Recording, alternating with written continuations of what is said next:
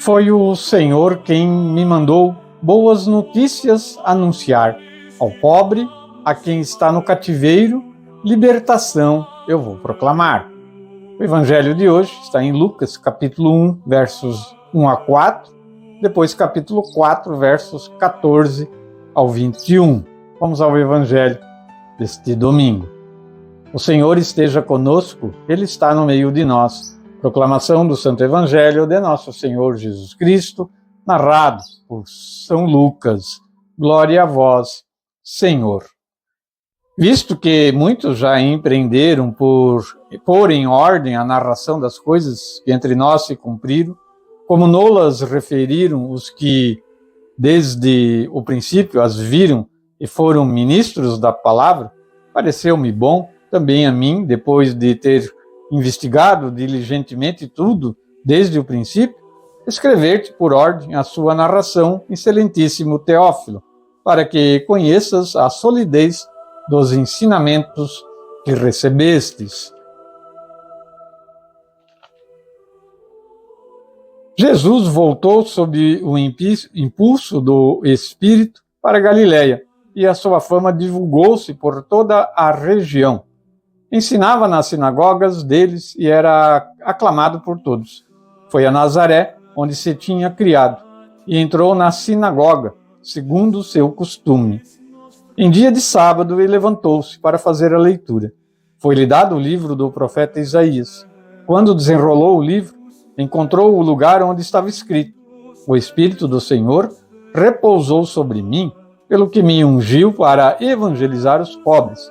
Enviou-me a sarar os contritos do coração, a anunciar os cativos a redenção, aos cegos a recuperação da vista e pôr em liberdade os oprimidos e a pregar o ano favorável do Senhor.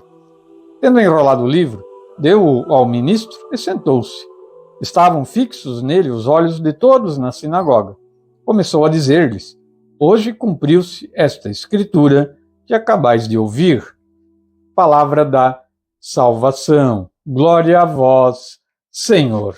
Que o Santo Evangelho perdoe os nossos pecados e oriente a nossa vida.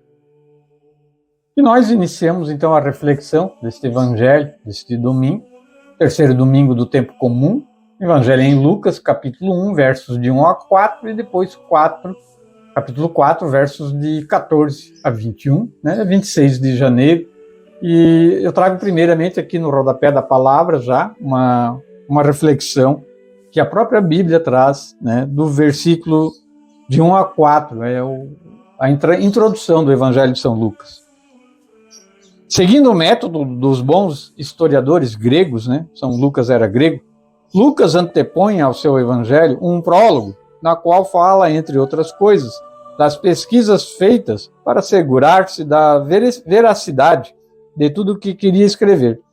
Teófilo nos é pessoa inteiramente desconhecida, mas o nome, no seu significado etimológico de amigo de Deus, pode referir-se a cada cristão da época, cada católico, mas que também serve para nós nos dias de hoje, Teófilo. Então era parceiro de São Paulo, provavelmente, A gente tem, inclusive, já mencionamos aí nos santos da semana, São Teófilo e São Tito, Continuando com a reflexão, a gente vai trazer agora a reflexão da liturgia diária, da editora Paulus. A gente é assinante e se utiliza, desse instrumento da igreja para fazer os programas. O texto do Evangelho deste domingo é constituído de duas partes bem distintas, percebeu-se, na leitura. O motivo pelo qual o autor decidiu escrever o livro, o discurso na sinagoga, são as duas separações, com a qual Jesus inaugura e define a sua missão, segundo São Lucas. Ao mostrar as fontes que utilizou para escrever o Evangelho, Lucas tem em mente propor a solidez dos ensinamentos dos apóstolos, apresentando ao leitor condições para conhecer Jesus.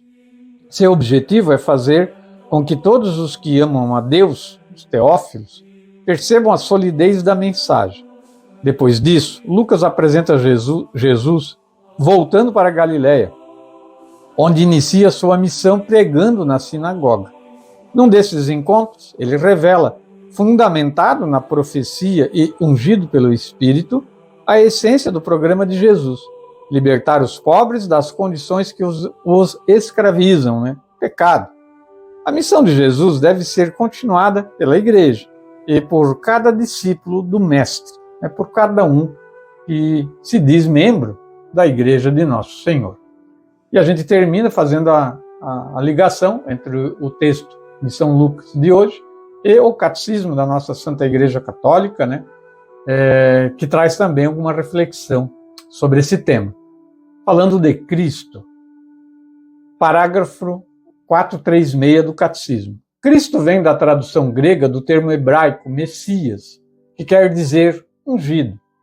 Só se torna nome próprio de Jesus porque ele cumpre perfeitamente a missão divina que qual nome significa. Com efeito, em Israel, eram ungidos em nome de Deus aqueles que lhe eram consagrados para uma missão dele de manada. Era o caso dos reis, dos sacerdotes e, em raros casos, dos profetas. Este devia ser, por excelência, o caso do Messias, que Deus enviaria para estabelecer definitivamente o seu reino.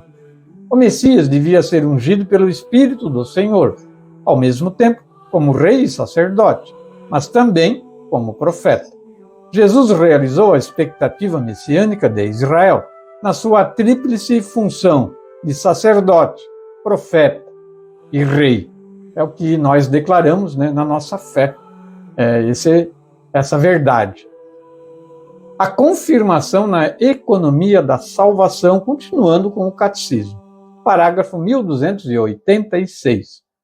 No Antigo Testamento, os profetas anunciaram que o Espírito do Senhor repousaria sobre o Messias esperado, em vista da sua missão salvífica. A descida do Espírito Santo sobre Jesus, a quando do seu batismo por João, foi o sinal de que era ele o que havia de vir, de que era o Messias, o Filho de Deus. Concebido pelo poder do Espírito Santo, toda a sua vida e toda a sua missão se realizam numa comunhão total com o mesmo Espírito Santo, que o Pai lhe dá sem medidas, Terceira pessoa da Santíssima Trindade, o Espírito Santo. Encerramos com parágrafos 713 e 714, respectivamente. Os traços do Messias são revelados, sobretudo, nos cânticos do servo. Estes cânticos anunciam o sentido da paixão de Jesus, indicando assim a maneira como ele derramará o Espírito Santo para dar vida à multidão, não a partir do exterior, mas assumindo a nossa condição de servo.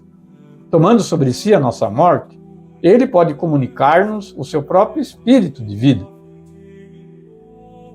É por isso que Cristo inaugura o anúncio da Boa Nova, apropriando-se desse passo de Isaías, que vimos no Evangelho de hoje, que Jesus se utiliza da profecia de Isaías e confirma que ali ele é o Messias que está sendo mencionado nessa profecia que Lucas transcreveu no Evangelho de hoje.